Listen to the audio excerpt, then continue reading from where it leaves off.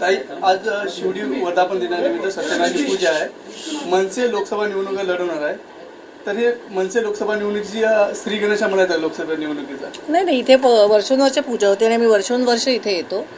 त्याच्यामध्ये काय लोकसभेचं नाही, आमची कामं चालूच असतात. त्यामुळे काय लोकसभेसाठी आम्ही कामं करत नाही आहोत. आम्ही कोविड काळापासून त्याच्या आधीपासून कामं करतोय. आताही 2 दिवसापूर्वी ठाकरे गटाकडून मोर्चा काढण्यात आला होता. त्यावरती राजसाहेब देखील बोलले. त्यावरती उद्धव ठाकरेंनी असं उत्तर दिले की मी अदानींच्या विरोधात मोर्चा काढला, त्यांचे चमचे आम्हाला का उत्तर बोलतायत. मला असं वाटतं 2.5 वर्ष ते मुख्यमंत्री होते तेव्हा त्यांचे कोणी हात धरले होते का?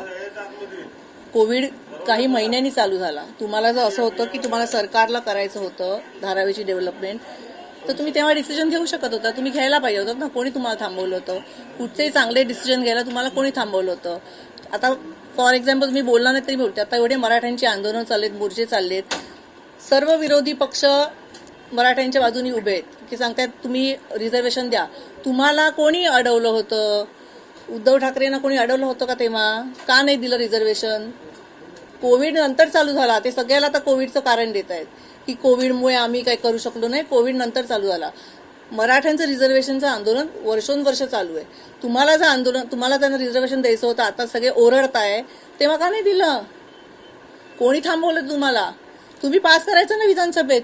तुम्ही पण शिवसेना, एनसीपी, काँग्रेस मेजॉरिटीमध्ये सत्तेत बसलेल्या होतात. आता सगळ्यांना त्यांना रिझर्वेशन द्यायचंय, देऊन टाकायचं तेव्हा. किंवा धारावीचे डेव्हलपमेंट तुम्हाला सरकारला करायची होती, करून टाकायची. कोणी तुमचे हात धरले होते? मनसेची धारावी प्रकल्पाबद्दल नेमकी काय भूमिका आहे? मला असं वाटतं राजसाहेबांनी सकाळी सांगितलंय की आपल्याकडे टाटांसारखा मोठा ब्रँड आहे. महाराष्ट्रात अनंत मोठे ब्रँड्स आहेत. टेंडर काढायला पाहिजे होतं. जो चांगला देईल त्याला द्यायचं. तुम्ही आदित्य ठाकरेंची पाठराखण केली होती दिशा सॅलियन प्रकरणामध्ये. त्यावरून संजय राऊतांनी आणि उद्धव ठाकरेंनी देखील तुमचे आभार मानले. कसं पाहता तुम्ही याकडे? मला असं वाटतं असे आभार मानण्याची वेळ उद्धव ठाकरेंनी मला आयुष्यात कधीच दिली नाही. किणी केस झाली तेव्हापासून आतापर्यंत जेवढ्या वेळ मिळेल तेवढ्या वेळ ते आम्हाला चिमटे काढत असतात. निदान जो भाऊ तुमच्यावर लहानपणापासून मोठा झाला त्याच्यावरती थोडा तरी विश्वास तेव्हा ठेवला असतात ना, तर आम्हाला कधीतरी आभार मानण्याची वेळ आली असती जी त्यांना आता मानायला लागते. मी माझ्या पुतण्यावर विश्वास ठेवला आणि सांगितलं की तो असं करेल असं मला वाटत नाही. पण तुम्ही ज्या भावावर मोठे झालात आयुष्यभर, तेव्हा किणी केसच्या वेळेला कधी त्यांनी मदत केली किंवा आजपर्यंत टोमणे देणं त्यांनी कधी थांबवलंय? कुठची वेळ आली की किणी केसवरती टोमणे देतात? तुम्ही तुमच्या भावावर कधीतरी विश्वास ठेवून दाखवा, मग आम्ही पण आभार मानू. अदानी वाला जो मामला है ना वो मराठी महाराष्ट्रात राहते तर मराठी यायला पाहिजे. अरे चॅनल मराठी सगळ्यांना येतं. बरं काय विचारायचं तुला?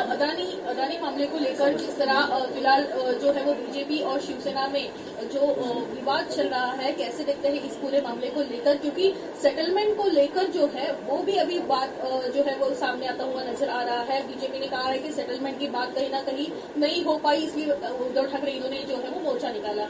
मैंने अभी जैसे बोला कि उद्धव ठाकरे 2.5 साल मुख्यमंत्री थे. अगर उनको खुद को अदानी नहीं चाहिए थे और उनको स्टेट गवर्नमेंट के हाथों करना था तो उनको तभी किसने रोका था? कोविड का हर कुछ भी बोले तो कोविड का रीजन देते, कोविड था इसलिए हम नहीं कर सकते. कोविड कुछ महीने के बाद चालू हो गया. आप मुख्यमंत्री हैं, आपके पास सभी पूरी टीम रहती है. आपने तभी परमिशन देनी चाहिए थी, स्टेट गवर्नमेंट को देनी चाहिए थे, टेंडर निकालने चाहिए थे. जिनको देना था तभी क्यों नहीं दिया आपने?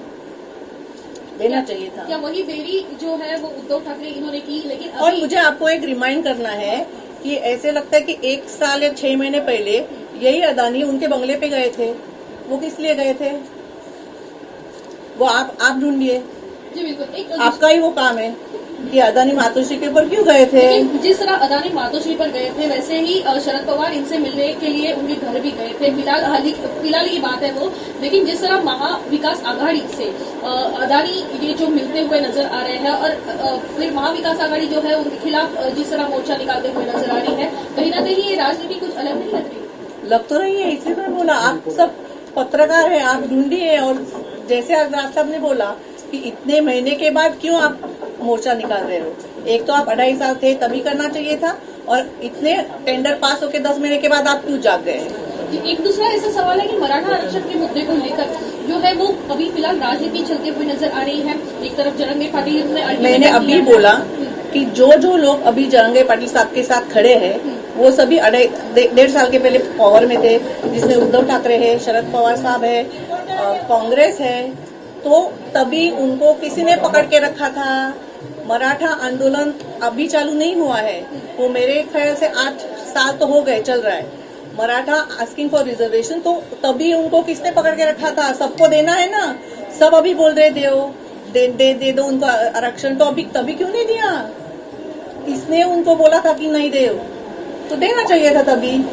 लेकिन जिस तरह अभी अल्टीमेटम का मुद्दा सामने आ रहा है, एक तरफ जरंगे पाटिल बात कर रहे हैं, दूसरे सरकार के ही मंत्री छगन भुजबल जो है वो ओबीसी मुद्दे को लेकर महाराष्ट्र अभी को मैं अस्थिर करने एक्चुअली का- बोलूं, मैं इतनी डीप में जाके कुछ लेकिन इस आंसर विवाद नहीं में दूंगी। महाराष्ट्र अस्थिर हो रहा है, आपको लगता है? मुझे ऐसा लगता है अस्थिर हो रहा है ना। राज साहब ने बोला है कि हर एक, कोई भी जात का हो, किसी भी जमात का हो, हर एक जिसको रिजर्वेशन, मतलब जिसकी फाइनेंशियल कंडीशन अच्छी नहीं है, उसको हर एक को मिलना चाहिए। ये सबसे बड़ा सोल्यूशन है। वहिनी, आज लोकसभेमध्ये जवळपास 78 खासदारांना सस्पेंड केलं, निलंबित केलं. कसं पाहता एकंदर खासदारांनी आवाज उचलल्यानंतर त्यांना त्यांच्यावर कशा प्रकारे कारवाई केली जाते, कसं पाहता एकंदर? खरं सांगू का, मी आज सकाळपासून लग्नासाठी बाहेर फिरते, मला हे पण माहिती नाही, आणि जे माहिती नाही त्या प्रश्नांवरती वज उत्तर देण्यात काय अर्थ नाही. थँक्यू.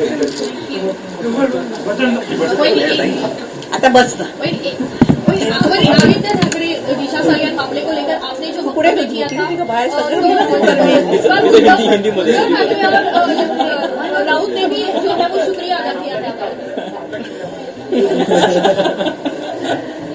मैंने इसे बोला अभी कि जैसे मैंने आदित्य के ऊपर विश्वास रखा है, वैसा कभी उद्धव ठाकरे ने भी रखना चाहिए था। किन्हीं केस के टाइम से आज तक उद्धव ठाकरे एक भी मौका नहीं छोड़ते कि हमको पिंच करे। जिस राज के साथ वो बचपन से, जब भी राज का जन्म हुआ तब से खेल रहे थे, उसके ऊपर उन्होंने बिलीव नहीं किया और मैंने आदित्य के ऊपर किया, तो हमको भी कभी शुक्रिया करने का मौका दीजिए। आता बस. एबीपी माझा, उघडा डोळे बघा नीट.